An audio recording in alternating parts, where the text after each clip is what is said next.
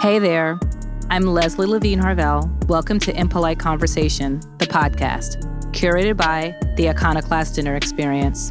I believe the best way to explore a topic in depth is to view it through multiple lenses. Join us as we explore race, culture, and societal issues through the lens of industry experts, writers, cultural critics, and HBCU students. Hi, everyone. We are so glad to be back for season 2 of our Webby-nominated podcast. Yes, we were nominated for a Webby. We're so excited. I'm so proud of my team, my co-hosts, Zuri and Nava Levene Harvell, our producer, Rez Nemorin, and of course, our sound engineer, Justin Bates. Thank you for joining us for our season 2 premiere, and I hope y'all are ready for more Impolite Conversation, IDE style. So we're kicking off season 2, looking at race and all of the ridiculousness that goes along with the fact that it's completely made up. Like, it has to be the longest running, most effective, most impactful marketing campaign in history. Name a better one, I'll wait. So we have Nike inspiring you to just do it. De Beers getting you to spend 3 months' salary on an engagement ring because diamonds are forever. And we have the architecture of the myth of race and its impact. And it's a huge impact. We can see the impact in who tells the stories, who's good, who's bad, who we should be afraid of, who's attractive, who's unattractive, health outcomes, educational disparities, wealth gaps, where folks are welcome to live, where they're welcome to pray, who can swim in this pool, who can use this beach, who can drink from the same water fountain, whose lives matter. If you think about it, that's some impactful work for something that's entirely made up. And how do we know race is completely made up? Well, I know one thing we know for sure. If it weren't made up, how are folks from one race, quote unquote, able to pass for a different race? And how is this possible if it's actually real? I'm not talking about one person, one outlier. I mean multiple groups of people for generations passing as a different quote unquote race and just hanging out with people of the higher race, getting married, up at the cookout, just living their entire lives passing, which is a problematic term, but for the purposes of this conversation, we'll use it. Passing with people of the higher race, none the wiser. And I mean, are people just that good at pretending there's something they're not? I mean, partly, or does it have to do more with the fact that race, your designated place in hierarchy determined by your parents, is really just a house of cards? So over the next few episodes, we're going to explore interesting stories from around the world that exemplify that race is a myth and the fluidity of it, right? So I'm so excited to have this conversation with Yashica Dutt. She'll be joining us, and in addition to just being an overall badass and courageous woman, Yashica is a leading anti-caste expert, journalist, and award-winning author of the nonfiction memoir, Coming Out As Dalit. Folks, Yashica's family passed for a higher caste for 3 generations. Coming Out As Dalit, which is her first book, has been released in India and has not been released as of yet in the US, and it was awarded one of India's highest literary honors, the Satya Akademi Yuva Puraskar Award. Did I say the entire last name correctly, Yashica?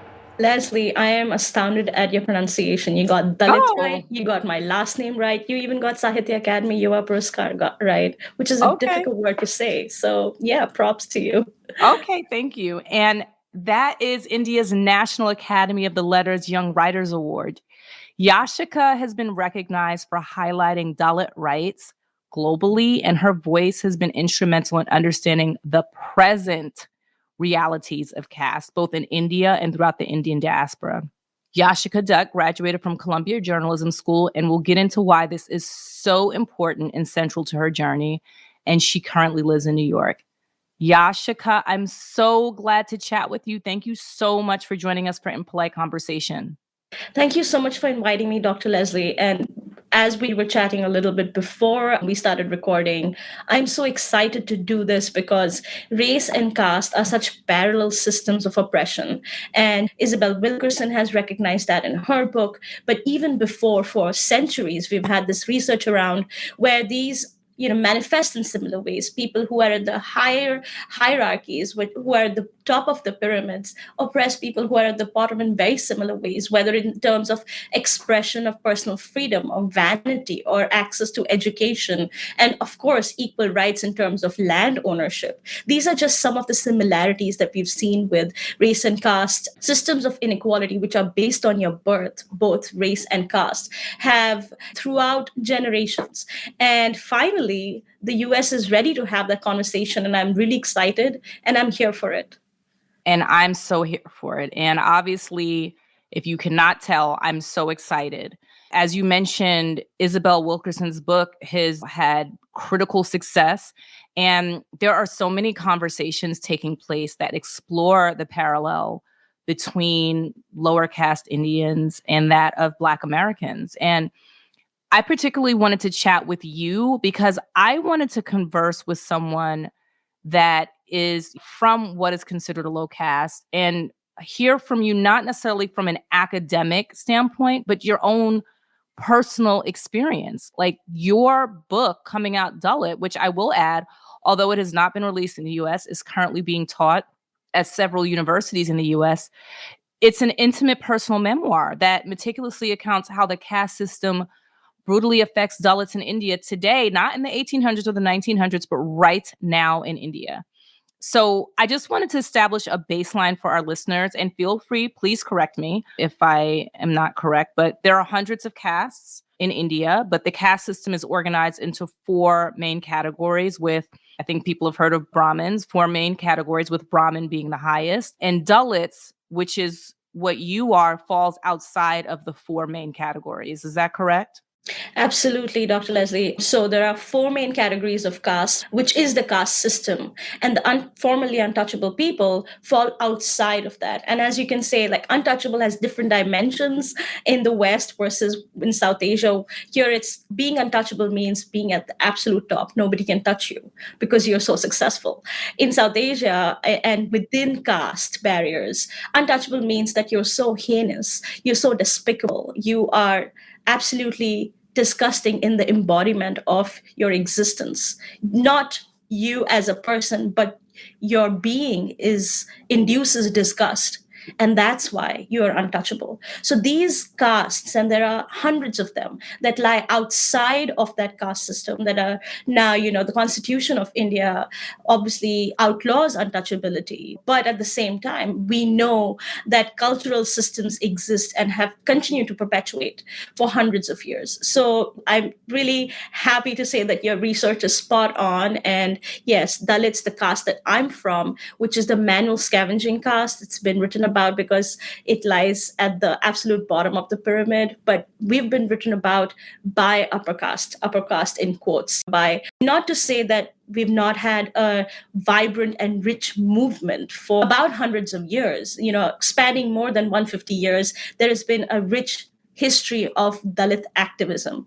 But at the same time, thanks to social media, thanks to more and more Dalit people now being in academia and understanding how these systems work against us, now we have this collective voice, which has created this moment that has never existed before, especially in the US history, with higher caste people, the way they see us, the way they see us from the top as people who maybe deserve pity, as people who maybe deserve saving.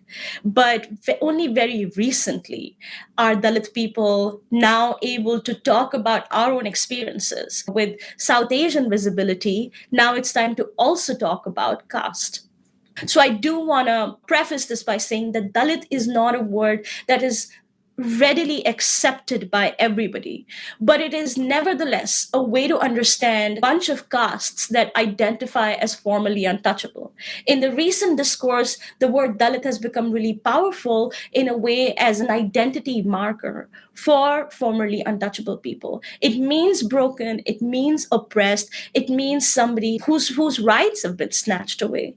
And that's what Dalit means. But of course, within the community, there are several opinions on whether we should continue to identify ourselves as Dalit.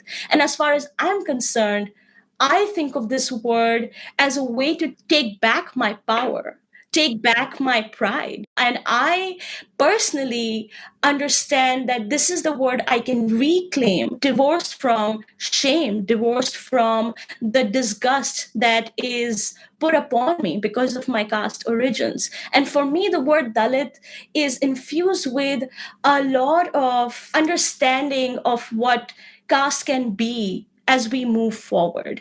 But like I said, there are different definitions and people think of the word differently. But for a lot of young people, especially in the wake of the book coming out as Dalit, there are a lot of younger Dalit people who feel that they can also find an affinity with this word in the same sense of understanding it with pride. Because as we know, cultural conversations and linguistics and the way we understand language really affects how we understand concepts. And in the past 5 or 6 years in India, the word Dalit has now become synonymous with pride. I definitely identify as a proud Dalit person. So this is supported by religious, specifically Hindu texts, correct? So it's got deep roots, but because you called race as the most successful PR campaign, I would go ahead and argue that Hindu spirituality, the way the world understands it, is actually the most successful PR campaign because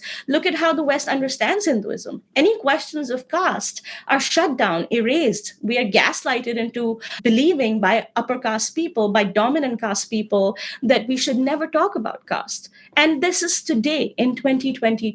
And I'm sure, as Dr. Lezli, you'll know by the response you get to this podcast, that there'll be a lot of people who will try and contest this claim. But I would encourage them to really engage with Hinduism and understand that it is not a benign, harmless cultural practice. It is a religion, just like any organized religion. It has its pitfalls, and those dangerous consequences continue to affect Dalits across the world, even today. I mean, that's a conversation that is really important to have at a time like this, especially in India. If any of our listeners are paying attention to what's going on in India right now, there is, dangerous rise in Hindu nationalism. So religious tensions in India are on the rise. At the same time, in the US, Hinduism has this kind of carte blanche acceptance. And within all communities, especially within communities of color who are looking at spiritual avenues to express faith, Hinduism is extremely popular. And I totally understand that. But I also want us to understand that it is the same religion that divides people on a scale of hierarchy. And I'm pretty sure if there are Hindu theologists who are pro caste, can come at me and say, well, those are not the actual texts. Nowhere in the real Hindu texts are we told that people are divided on the basis of castes. That might be true, but the way we understand culture and religion in India, it is very much a product of caste system. There is a certain and definite understanding that Dalits are untouchable, that they lie outside of the system, and they're supposed to be treated like that. There is one very important book that forms the cornerstone of caste and culture in India. It's called the Manu Smriti. And Manu is considered, quote unquote, open to discussion, but the first man.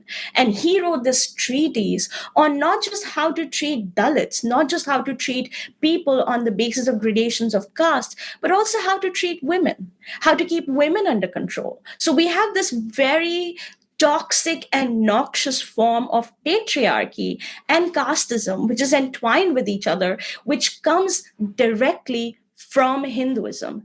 The basis, and I want everybody listening to us to really understand the core principle of Hinduism is not Vasudhaiv Kutumbakam, which means the whole world is a family. It's a concept I'm sure people who practice Hinduism in the US or are familiar will have heard that. That is not the core principle. The core principle is that man is divided in castes.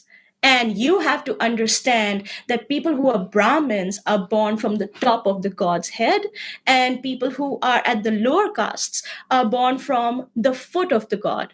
And people who are untouchable are just not a part of this paradox at all.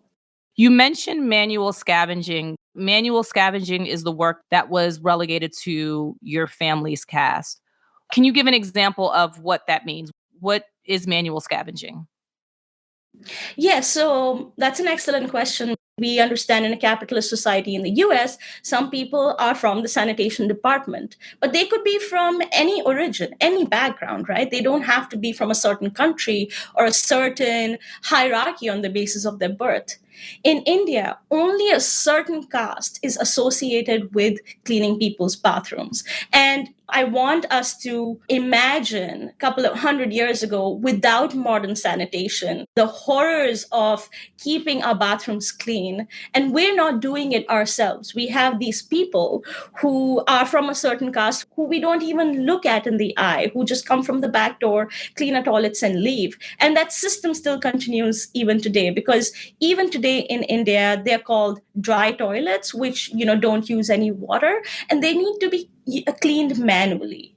And that kind of work of scavenging human excreta, and pardon me, but because this is not meant for polite conversations, but that's why your podcast is called Impolite Conversations. Right. Because that's what we want to discuss. We want to discuss what exactly goes on, what happens when you send a half naked man who is from a manual scavenging caste into a manhole which is filled with human filth to clean it with his bare hands.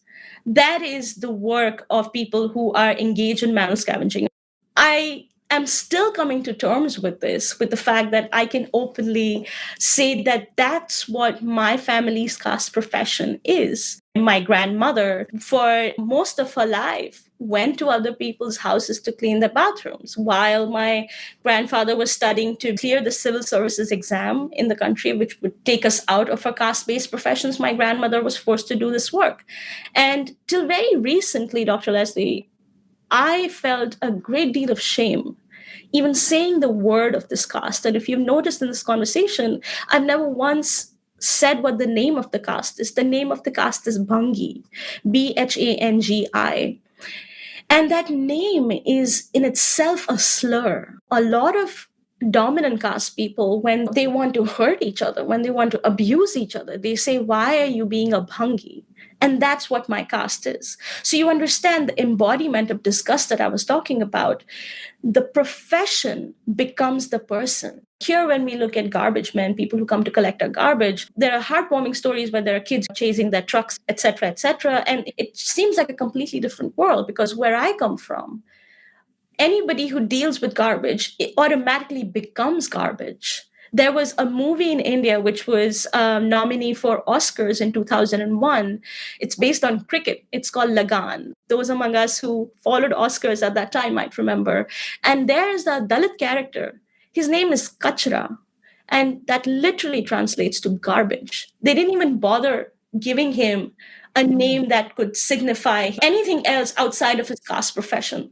So I'm just trying to relay what exactly it means to be from a manual scavenging caste in India and within Indian communities.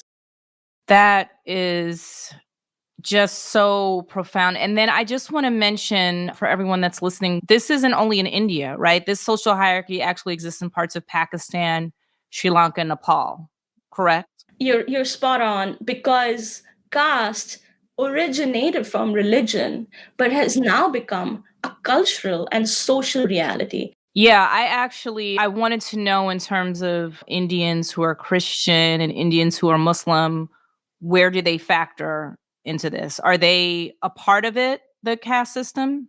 There are examples in India where they had, and still continue to have, which I'm sure would resonate with some of our listeners here, separate churches for Dalits and separate churches for dominant caste Christians. And if you think of it, makes no sense, because there is no caste in Christianity.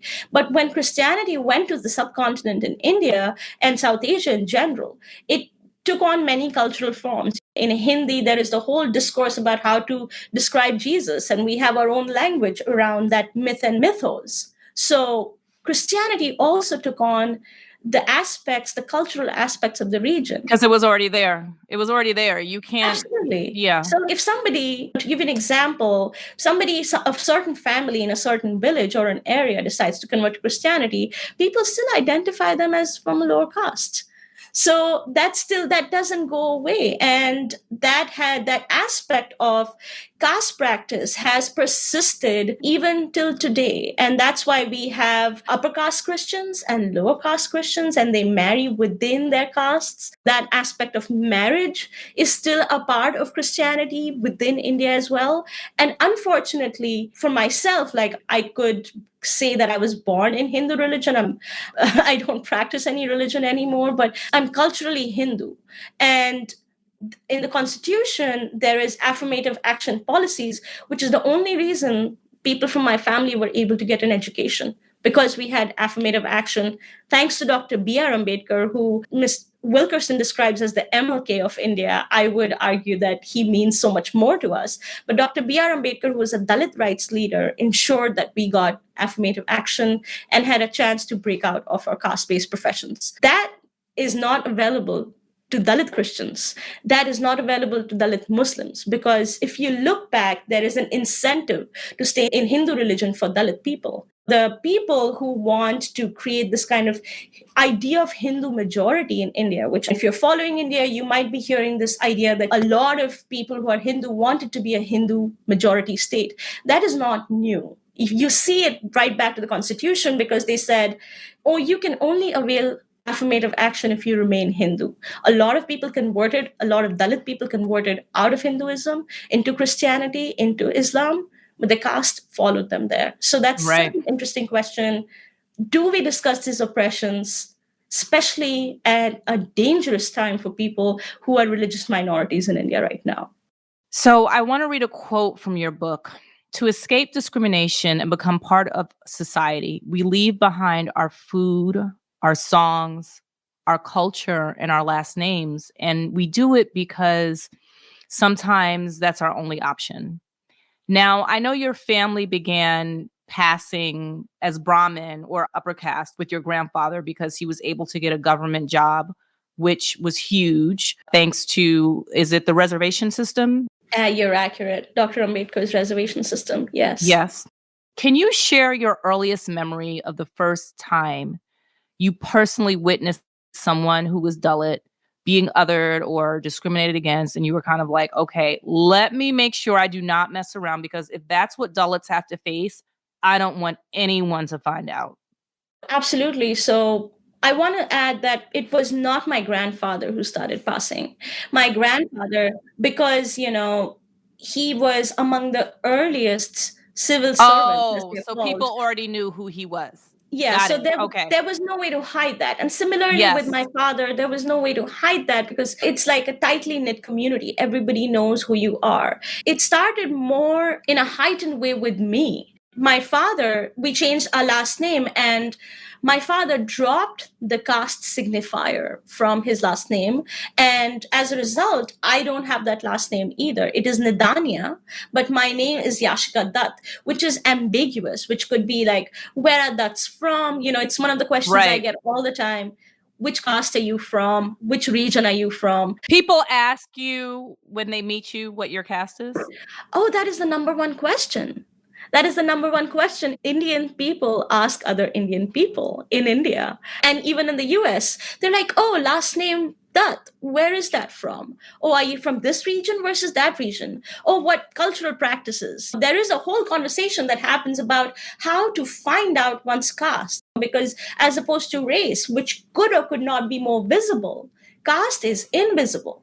And in my opinion, that makes it more dangerous. To come back to your question about how the idea of my passing began, it was very clear to my mother how the kind of discrimination that she had witnessed while she attended a boarding school herself for college. She stayed in a hostel, and the kind of discrimination and othering that was so intense, especially in close-knit communities, and also from women. Let's not forget that upper caste women perpetuate these systems of caste in a very pointed and intense way as well, because that's their sense of power. They are the second citizen within Indian patriarchal structures, but how do they hold power over other women who are lower than them? So women do that too. And my mom knew that if she wanted me to have any chance at having an equal opportunity, then we had to hide our caste, because we weren't, even within the castes, there is a system of gradation. Even within formerly untouchable castes, there is a system of gradation. And my mother told me, I remember, if we were from maybe a caste that was 5 rungs above us, we wouldn't have to hide. But because we are at the absolute bottom of the totem pole, there was no other way for us to survive, especially for me with all my vulnerabilities and being a woman in a state which has one of the highest rates of female feticide, which, is time for another conversation. But, that being a woman who is from this caste is a highly vulnerable thing. And my mother told me that you have to lie about your caste every time anyone asks you that in school. And I remember when I would come home from school, my mother would go, so what homework did you get today? What did you learn? And did somebody ask you your caste? And I remember that being a ritual for years. You were like, you were never going to mess up. You were never going to mess up, because children, children are children. Absolutely. And children are children. They want to fit not in listen or to their whatever. parents Yes. And also fit in. But I'm trying to give you a sense of how nuanced this question is, because it wasn't the obvious outing of somebody, but these were very subtle sort of machinations, right? And as a kid, if somebody tells you, I am putting you out of the class because you're a certain caste, then you absorb it. But if there are all these subtle reminders around you, then your consciousness picks that up, and that leads you to becoming the person you are.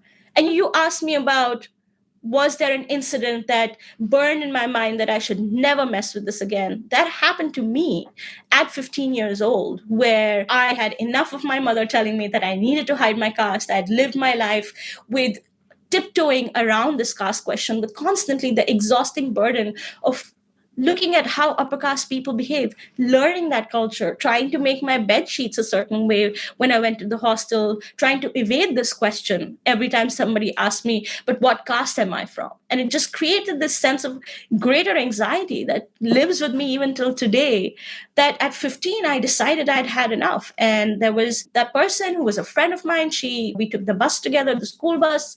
And once after school, she asked me to come home and meet her parents or just chit chat with them. I later realized that conversation was a conversation to suss out my caste, to find out where I lied on the caste hierarchy and whether it was fit for their Brahmin daughter with last name Sharma, which is also the name of the sisters in Bridgerton. And we'll talk about that later. They wanted to know if I was fit to hang out with their daughter. And they called me for tea and they said, oh, we're very progressive. We don't believe in these conversations, but what's your caste? But what is it? Yeah. And we don't care, but just what is it?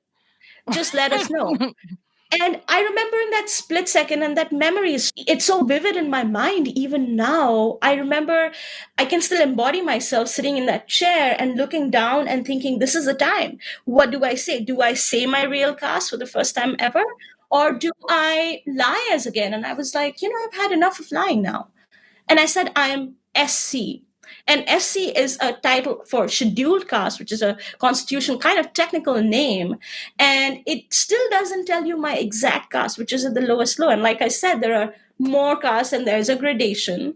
So I just gave them the blanket term. I said SC. And even with that, it seemed like a bomb had set off in the room. Like I dropped a bomb in the middle and that had gone off. And there was absolute silence. And I remember them just looking at each other nervously and then just fumbling through their words and saying, yeah, that's fine. We are progressives. But clearly they were not progressives, because I remember leaving the house feeling a distinct sense of that I'd done something wrong, that I'd said something that I shouldn't have said, and that this was going to come and bite me. And the next day, my friend, we were in the bus, we would hang out, we would chat. She just looked past me like I didn't exist. And I came to say hi to her, and we're 15-year-old kids. Like in New York City, I've seen kids at 15 are precocious, they do everything on their own. So these are not children. And she'd made the decision to look past me at 15 and not acknowledge like I existed. And that really reminded me in a way like nothing else did, that first of all, don't defy your parents.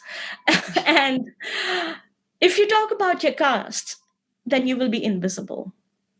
No matter who you are, no matter what kind of work you've done, no matter how talented you think you are, no matter how bright you think you will be considered invisible.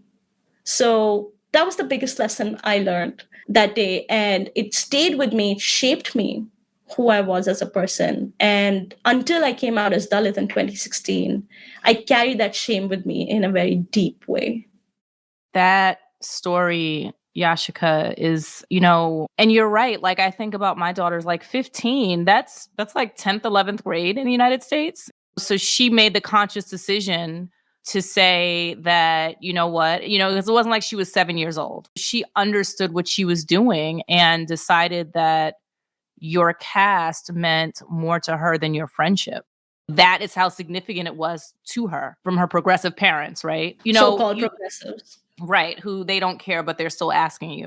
I actually wanted to talk to you about school. So you received a scholarship to attend St. Stephen's College, which is one of the most prestigious colleges in India. It was established in 1881 by the Cambridge's mission to Delhi during the British Raj, also known as British colonialism in India. So you're at this prestigious institution, CEOs of Fortune 500 companies, members of Indian Parliament are amongst the alumni. I'm imagining that the student population reflects the children of this demographic. And here you are, worrying not only about your academics, but at this time, you've internalized in your mind, in your spirit, a worldview that was rooted in your inferiority.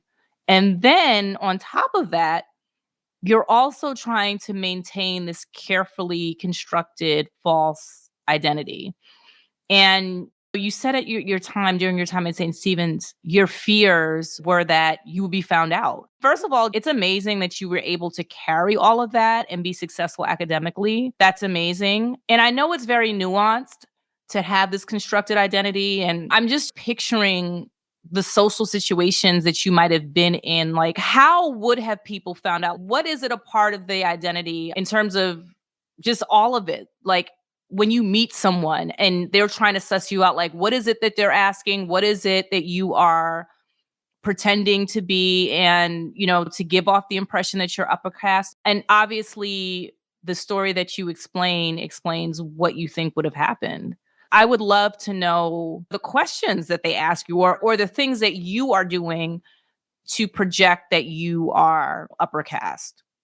First of all, I want to say I got a little emotional, and I swear to God, this is not a play for the podcast, because you summarize this journey in the way that I really experienced it. And I've been asked this question over and over again. And I don't think anybody quite understood what it was like. And I've been asked to speak on my experience at St. Stephen's a lot, but I'm so indebted to you, Dr. Lezli, for understanding how challenging that can be. And that's why I just want to take a little sidebar and say there is immense solidarity between us, between me as a Dalit woman and you as a Black woman. And we understand experiences. And this is the kind of love and compassion and understanding that I've always received from the community. And even though I look light-skinned and I'm obviously South Asian, but I just want to pause for a second and say that I am really emotional right now. And thank you for seeing me, for how intense this struggle has been. And it really takes me back to being 17 and being in that school. And to answer your question, for me, I also grew up with a lot of economic inequality. And you can say that, how does that not compute? Your grandfather was a civil servant and you grew up in poverty almost. And that was because my father was an alcoholic. And as happens with generational trauma or men being men, and my mother being an outspoken Dalit woman who was decided she was not going to stay in her place, really cost her relationships with family. And one of their demands was to not give her girls the kind of education, because there's a lot of discrimination on the basis of gender. There is a lot of girl-boy discrimination. And I'm not implying there are only two genders, but the way I saw it growing up, Girls are not supposed to eat until the men in the family have finished eating. They're supposed to do all the cleaning. They will learn how to cook and clean at 9 years old. And why spend money on their education at all? Because they will go into someone else's house and you'll have to pay for their dowry. So it's all these intense experiences that come with being a woman in India. And they, I would say, are universal across all castes. My mother rebelled against them, despite being from the caste that we were, and had to pay a heavy price. So, as a result of those circumstances, I grew up with almost no money. But at the same time, there was this compulsion to try and keep up appearances, to try and make yourself look like you had it together, because you were the generation that broke out of the caste profession, right? If you couldn't make this work, then what else is going to work? So there was this pressure that we constantly had to make sure nobody found out how badly we were doing. I remember, and in India, you get loose flour, and we wouldn't have a lot of money to get flour to make roti, because we eat rotis in India. My mom would like fish change from sofas and from the sofa pockets and ask me to go and buy loose flour from the shop. And then the shopkeepers would laugh and say, "What are you going to do with this flour?" And then my mom would say, "Tell them that you're getting that to bake a cake because you needed to bake a cake and you ran out of flour." So I grew up with these experiences, and then caste and economic hardship became one for me. Also, this experience of pretending to be better than who you are, whether it was pretending to be upper caste or whether it was pretending to be more financially well off. So the appearance aspect, the performance aspect, took a lot of center stage in my life. And by the time I was 17, just going to St. Stephen's for me at that time felt like the biggest thing I could have ever done. And I knew at the same time that the only thing that would get me out of this situation that I was in, which is like being in a small town, dealing with this kind of hardship, and my mother, who has a master's degree, but at the same time being a woman from the caste that she was not fully capable of supporting us. How difficult it was for me to break out of that was to maybe be among these people. And that my mom always said, maybe if we can learn from these people, we can be like them. That was the constant conversation in our house. Maybe we could be around these upper caste people, around these well-off people. And at that time, those things were synonymous. And then you will learn how to be with them and maybe you'll get more respect. So I'm like a product of a lifetime at that time of internalized casteism, of being an imposter, of performing for the gallery to be somebody else, and at the same time being a child. You're 17 years old and coming from a small city, which is from a state in Rajasthan, which is one of the most backward states in the country culturally and socially, and more conservative. And then you go on to New Delhi, where these urban kids who listen to hip hop at the time, and I'm talking like early 2000s, and I'm just like trying to say the cultural barriers were so vast, and you are dropped in the middle of this school that you didn't think you would get through. And I remember my mom had to sell a piece of our land, which was the only security that we had, in order to get me to Delhi. And she put everything on the line for me to get the education she thought I deserved, only because she thought I was talented. And with all this burden and this trauma, it came into school, into undergrad, and all these urban kids who just know how to be. This is 2004, and they have these fashionable clothes, and I like bought my clothes by the pound in a flea market. And my whole experience at St. Stephen's was about performance. My personal life didn't matter so much. My academic life didn't matter so much, because I was just trying to be like them. I was trying to fit in. It was a laborious 3-year period for me. I could not wait to get out of college. I could not wait to get my own money. And on top of that, people were constantly trying to bring me down a notch, because on the outset, I looked really confident. I'd been to good schools. I was outspoken. And at the same time, I had this big secret. And it wasn't so much a secret because, in India, in many schools and colleges and universities, people who avail affirmative action are listed separately. So even if you're trying to hide your caste and they put out school results on the board, you're immediately found out. And I remember the first year when my classmates were like, Yashica, is that? That was my classmates' reaction. And no, obviously nobody talked to me about that, but there were immediate conversations like, oh, you will have no problem getting into a university. Because the conversation within my generation had moved on from stark untouchability of our parents to the hatred towards affirmative action against people who avail them. So, right now, the reservation system is under fire. And a lot of people I grew up with hated people who availed reservation because they didn't belong there, because they were taking opportunities from others, while completely ignoring how systemically Dalits have been kept away from having an education. People were not allowed to touch books. I remember my grandfather had to sit outside the classroom and scrawl the alphabet in the mud to learn how to write it because he was not allowed to touch a slate or a chalk because that's what they used at that time, because those instruments would be polluted by his touch and they would have to be purified all over again. So we were kept away from education, we were kept away from books.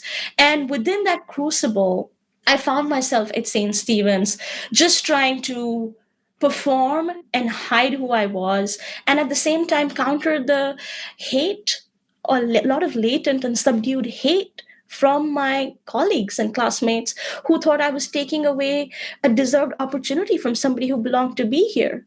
A physics professor in class told me, people like you shouldn't be here in this class. You're taking someone else's seat.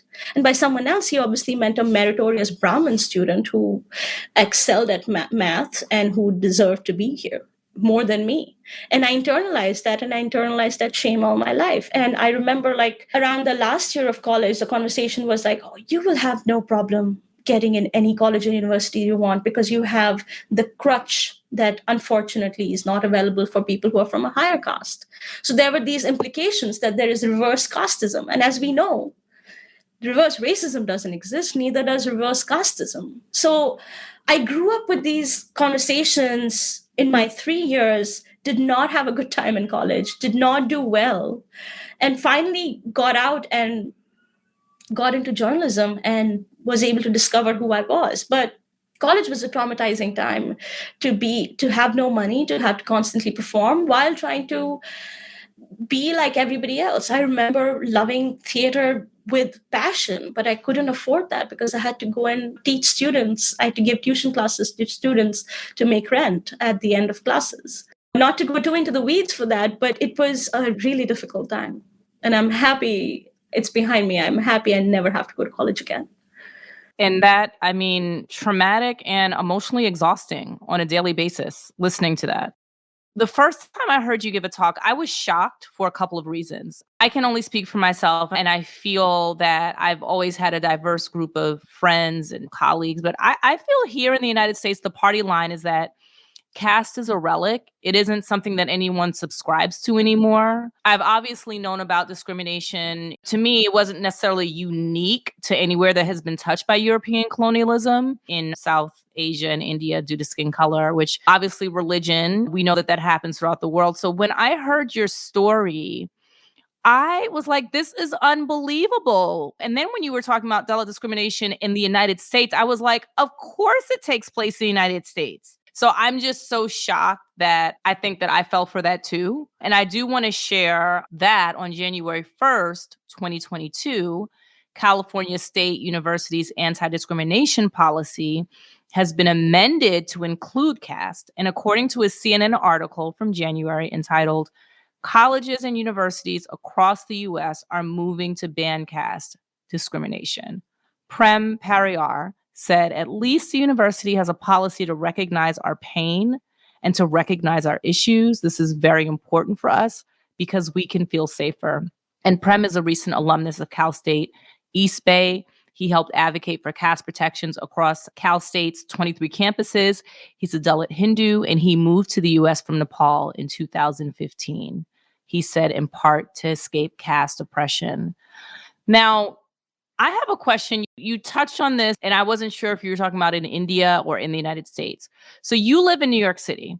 So let's say you go to a temple in Queens, or maybe you go to a religious celebration in Jersey. There are a lot of large Indian population here, and food is served, let's say buffet style. Based on your lived experience, what would happen in these scenarios here in New York City, Northern Jersey, Indian Americans, right?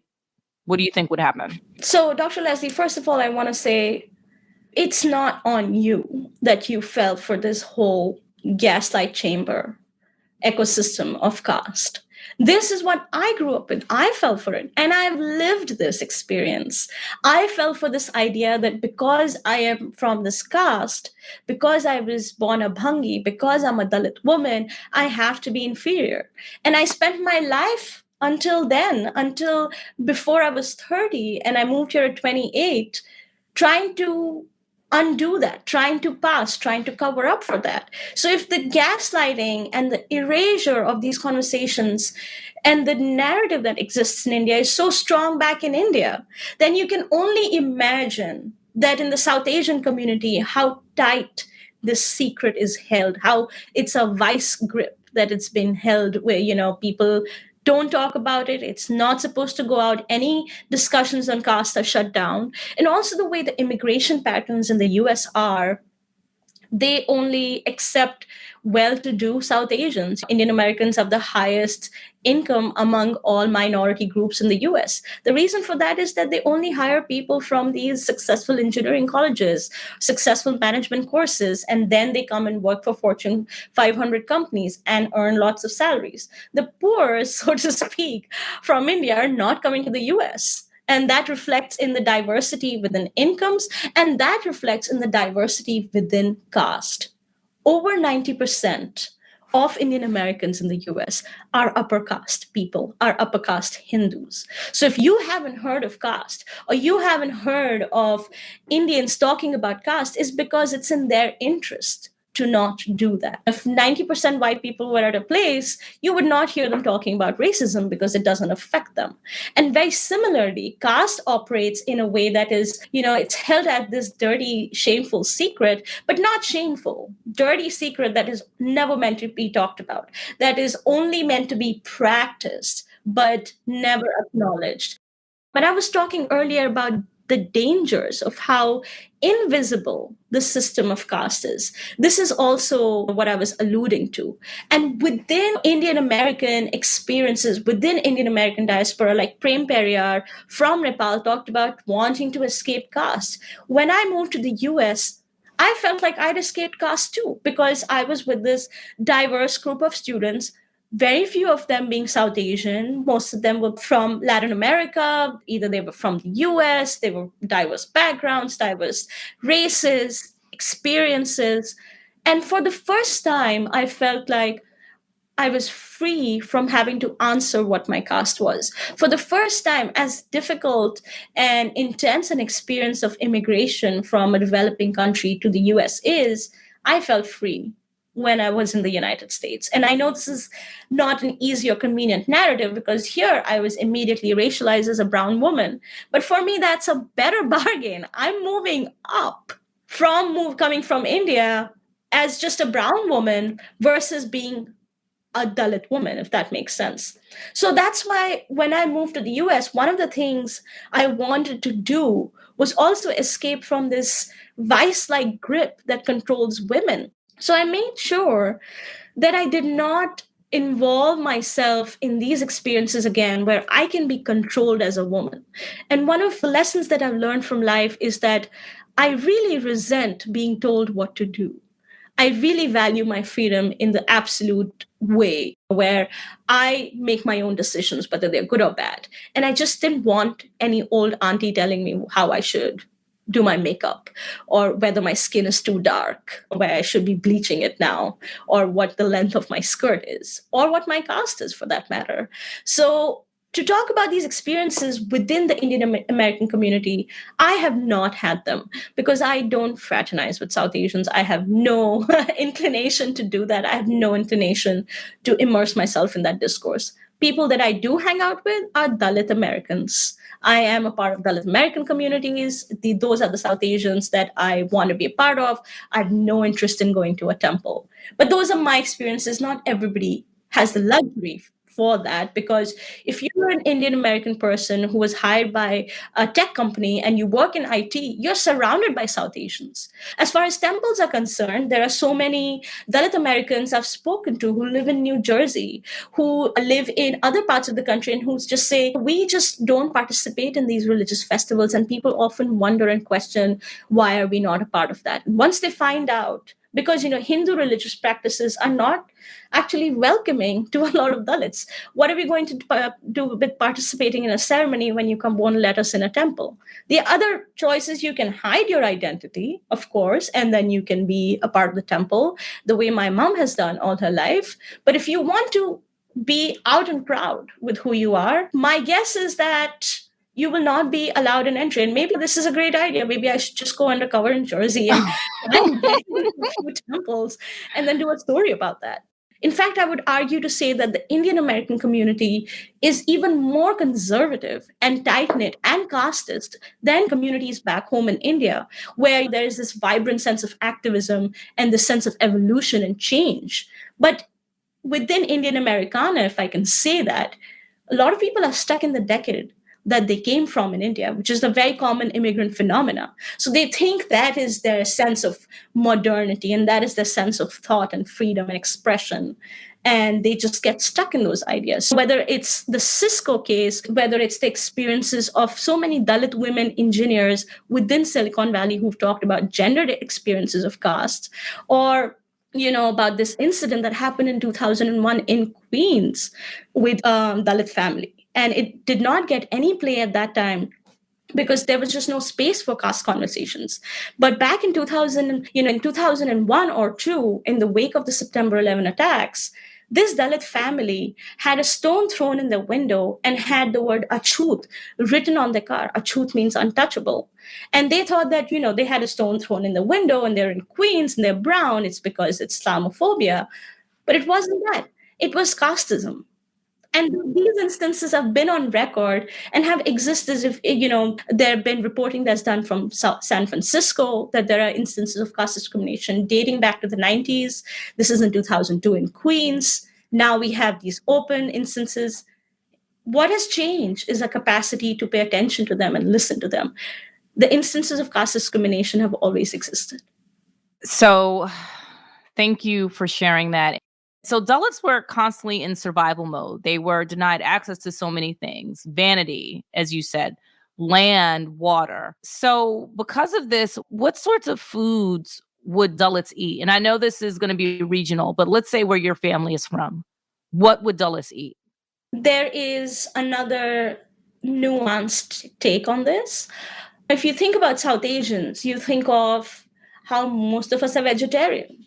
And I've been asked that question when I go out with my mixed race friends or people who are from different backgrounds. Oh, do you eat meat? When if you look back at the statistics back in India, more people eat meat than not. More people are non-vegetarian, as it's called, than they're vegetarian. This idea of ideological purity, that you have to be vegetarian to be pure. And if you eat meat, then you're suddenly impure, that comes from caste. That comes from this idea, this toxic idea that I want to talk about again and again, Brahminical patriarchy, this gendered casteist control of people and then the way they live, the way they should live their lives. It's happening in India right now. So this idea and this linkage to purity with the eating of meat has been the foundation of Dalit rebelliousness and Dalit food for a long time.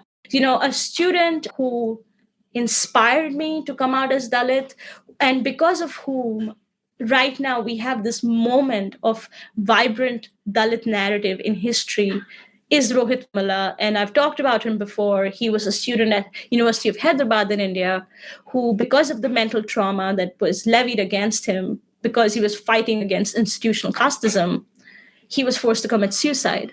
And one of the things that he was talking about was his right to be able to eat beef. So there's this whole idea that Indians don't eat cow meat, that we don't eat beef.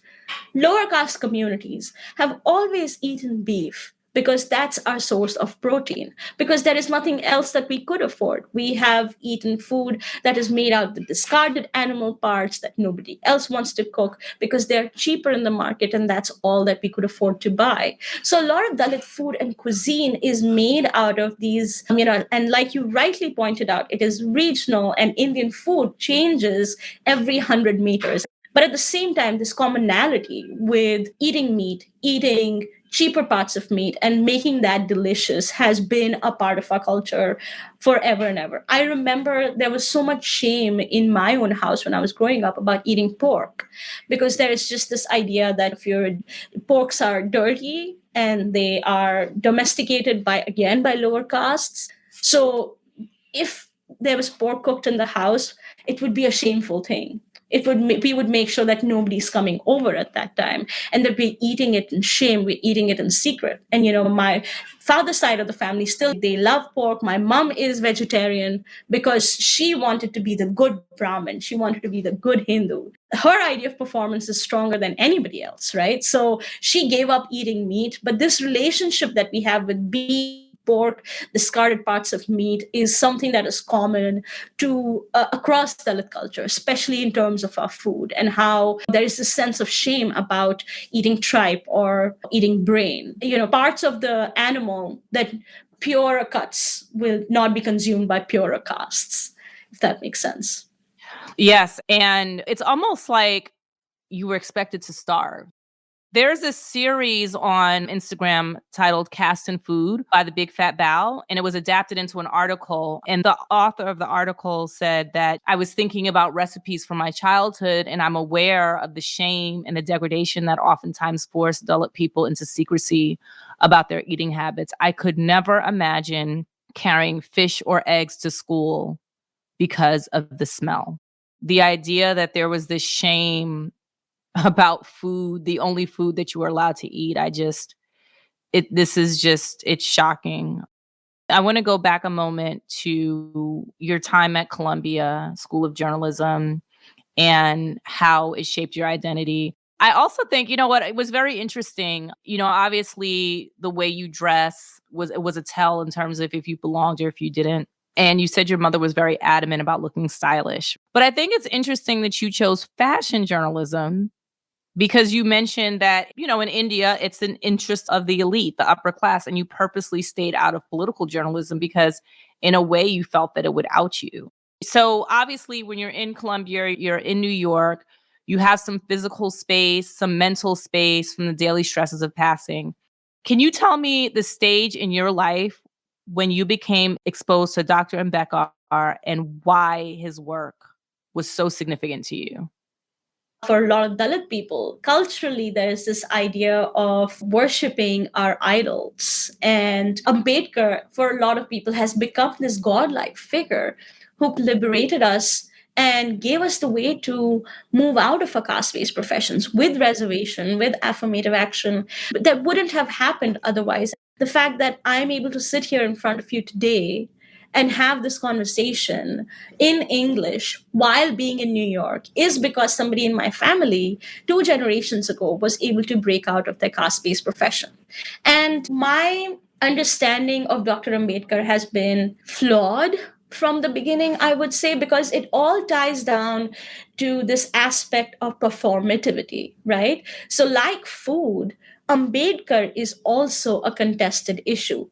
Within the US, a lot of people will try and figure out if you are Dalit or not by how you feel about Dr. Ambedkar. If you are an Ambedkar, which is somebody who follows the ideals and ideas of Dr. B.R. Ambedkar, then you have to be a Dalit person. Then you're somebody who's trying to hide your caste. Back in India, the occasion of his birth is now celebrated with a holiday. And in certain parts of the country, people will take out processions, and that holiday has become a contentious issue. But also hated and I use the word hate because I literally mean hate.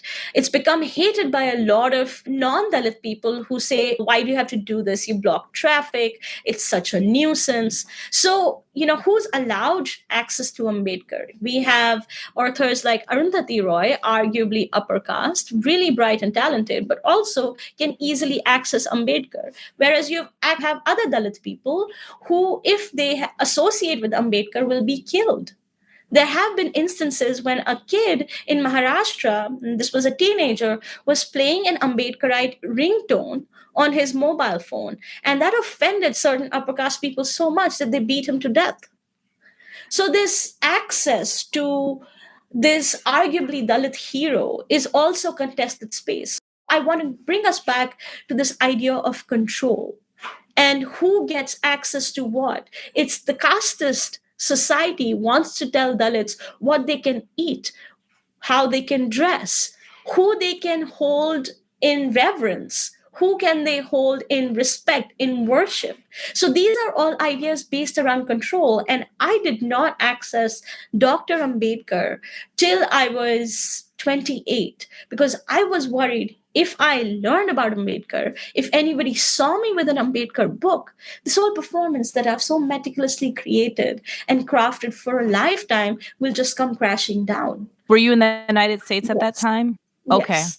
Yeah, only here could I come and access, and I access his work. And I found this book in Barnes and Noble. So I went to Barnes and Noble, got this book, and that really brought everything into focus about who gets to relate to Ambedkar, who gets to read Ambedkar without repercussions. Our relationship with Dr. B.R. Ambedkar is contested because people say, oh, you've turned him into an idol to the community. They say, oh, he's not a god, which is a fair point. But at the same time, please understand, why do people feel that way, the way they do about this one man? Because literally nobody else has done anything to bring us out of our situations, our conditions, than he has. And there is nothing else going on now. Since the 70 plus years of our independence, not much movement has happened on Dalit rights, except the public coming into their own. But constitutionally, we've remained the same, more or less. So if there is one man who's responsible for it, and he went to LSE, he came to Columbia to study, he was a statesman, a diplomat, while being from a lower untouchable Dalit caste, that man is going to be a hero, and especially when some of us still can't access books. There are still instances in parts of rural India and urban India where Dalit kids have to sit outside the classroom to read, like he was. Dr. Ambedkar had the same experience, and now Dalit kids have the same experience as well. And he was the first time you ever heard anyone say, listen, you are not inferior, you are equal. Yeah, that was an eye-opener. The conversion, that little shift in my mind started when I came to Columbia, obviously, and I read about how Black folks have been treated in this country. And I just related and immediately understood what was going on there. And it felt almost personal. But at that time, I didn't understand why did that feel so personal to me, or the struggle of the LGBTQ community. Why did that feel so personal to me? And when I read Dr. Ambedkar, it just clicked in that instance that I've been lied to all my life. I've been believing this lie that I am inferior. And it also showed me that how I actually thought I was inferior. Why else would I try and overcome this? Why else would I try and be somebody else? Why else would I try and pass as an upper caste person if I didn't think that is the way to be? Now, of course, 5 years from then, I can now see that was imperative to my survival. But it also required some kind of mental gymnastics to really make yourself believe in that myth and lie that you are lower than a Brahmin person. And it was only Ambedkar who said, you're not. You are as equal, and you have to stop believing this lie. That radicalized me completely in just with that one book. Listen, Gandhi has a very complicated legacy. Obviously, in South Africa, there were lots of things, even in his own journals, in terms of his position on where Black should be within the apartheid society. But I think people would actually be shocked to know that in India, there are many people who have anger towards Gandhi. Yeah, and rightly so. I mean, it's again so much nuance to this because right now in India, the way things are, Gandhi is under attack. His ideas of non-violence, his ideas of upliftment of poor people, that he used to call it that, are under attack. Gandhi as a symbol is now being attacked by the government and center. But at the same time, his policies were problematic. And they're not just problematic from a 2022 lens, they were problematic then. Dr. Ambedkar was right there saying, give me equal opportunities, give me the kind of power you have within the state to make laws, give me and my people the same power. Gandhi said, oh, but if I give them the same power, they're going to leave Hinduism, and that means that my power as an upper caste man will be diluted. Now, of course, it happened in a more complicated and nuanced way, but if you look at the historical texts, that's what he was doing. Ambedkar was asking for equal rights within lawmaking and governing bodies, and Gandhi was fundamentally opposed to that. His whole position was looking at this issue from top down. I am going to be your savior. Ambedkar said, I don't even want to be a part of this religion that doesn't treat me as an equal. I just want to be completely away. And this kind of push and pull relationship has led for a lot of Dalit people to not view Gandhi as a favorable or a kind figure because we don't want charity. We don't want people to call us children of God, Harijans, who can be saved. We don't want to be saved. We are capable of saving our own selves. Just give us the resources that you have. And that was Dr. Ambedkar's position.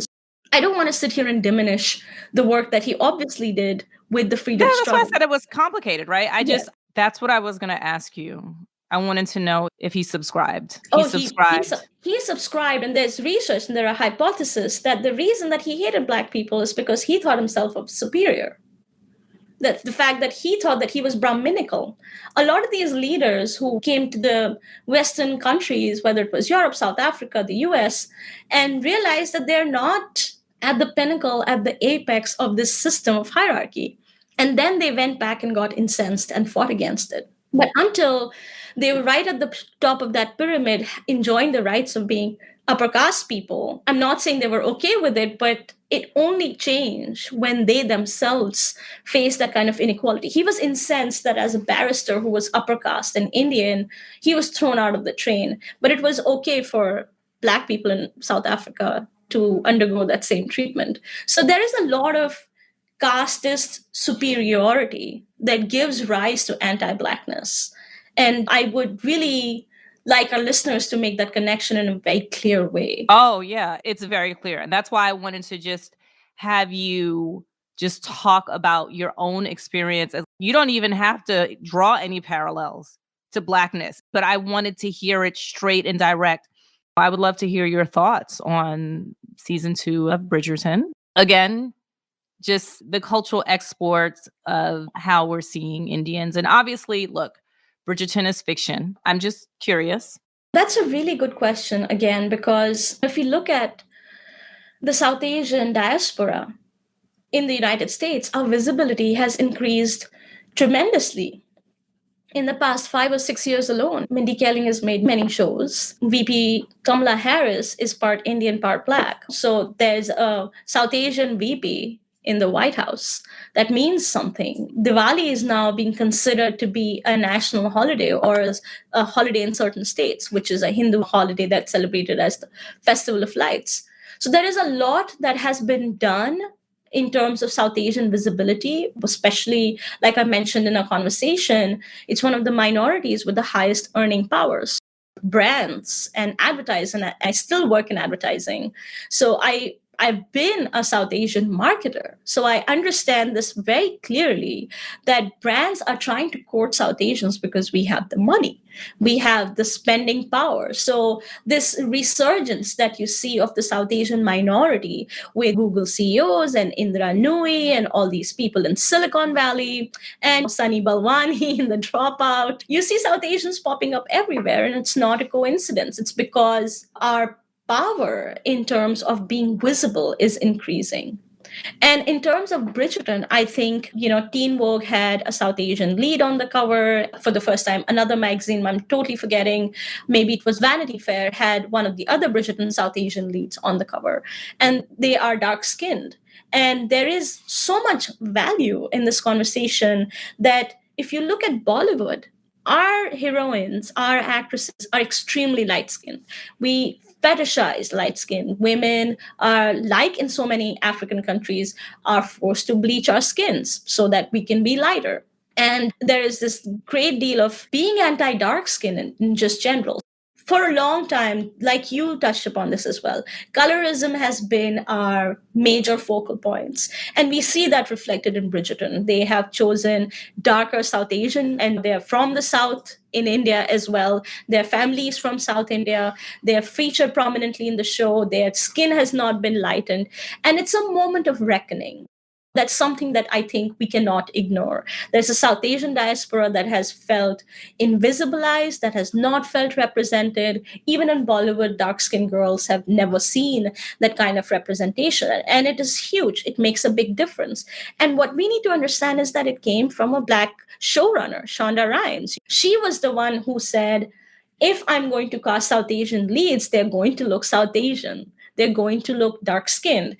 And that's a win. That's a victory. But at the same time, personally, I'm just not a big fan of colonial structures and constructs. So, like, this whole idea of the royal families and the lives that people lived in that era is just, I think there is, again, immense value in reimagining that history for entertainment because it's a beautiful story, strong and well told. But for me personally, it's just too much suspension of disbelief to see that positionality over there. And at the same time, I think, I'm not sure if it's on purpose, but these girls, their last name is Sharma. And Sharma is a high caste Brahmin surname, Brahmin last name. So there's a conversation about, is Shonda Rhimes making a comment about how Brahmins are the real royalty of India, which in one way they could be, or there is just, it's just visibility for visibility's sake. I saw a BuzzFeed article where an Indian American writer was trying to say Sharma means joyful and open and loving and all these other adjectives, which made me laugh out loud because there is this whole reconstruction of brown excellence. And my friend on Twitter and in real life, Suchitra Vijayan, who runs this fantastic nonprofit called Polis Project, she sent out a tweet saying, are we now beginning to see more mentions of brown excellence? Like that whole thing is not borrowed from Black excellence. What is this reconstruction of the model minority myth? We have not had to struggle in the same way that Black folks have to do in this country. And at the same time, if we borrow these terms without adding the nuances of caste, then it erases the whole caste struggle as it is. Bridgerton, my thoughts are, it's excellent to see, it's heartening to see dark brown skin women, chocolate skin women up there on screen, but it's time to have the conversation on caste, as far as I'm concerned. You know what? And I just want to say thank you so much. You are incredibly brave. Thank you for sharing your story with me and through your book. Her book is named Coming Out As Dalit. I really hope this book makes it to the States. Your memoir is so significant. And to your point, it just elucidates the fact that no conversation can be had about any Indian cultural export, whether it's cuisine, film, music, celebrity culture, fashion, how Indian Americans are portrayed in popular culture, on television, and things like that. You cannot have that conversation without having a conversation about caste. You cannot have those things. So I just want to say thank you so much for, like, I've learned so much today. And this is my last question. It's a fun one. We ask everyone this question. As you know, the podcast is curated by the Iconoclast Dinner Experience. It's your last night on Earth. Where are you eating? And you can interpret this any way you want.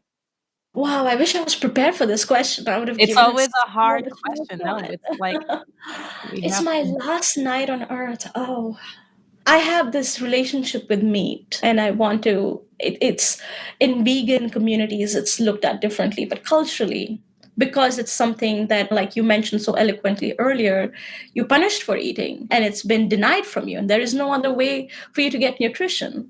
So I'm going to probably get a meat dish and something that's prepared. It would be at my home. My mom makes this delicious brain curry, and it's made with goat's brain and it's marinated overnight. And it's, for the squeamish ones out there, it's a little squishy. Its texture is slippery and slimy, but when you marinate it with all kinds of masalas and keep it overnight and cook it, it's the most delicious thing. And I think I'd like to eat that as my last meal. Amazing. Thank you so much, you. Yashica. Thank you for listening to Impolite Conversation, the podcast, curated by the Iconoclast Dinner Experience. You can follow us on Instagram and Twitter at Icon Dinner and on the Iconoclast Dinner Experience Facebook page. Let us know what you thought about this episode. Hit us on socials or send us feedback at press@iconoclastdinner.com.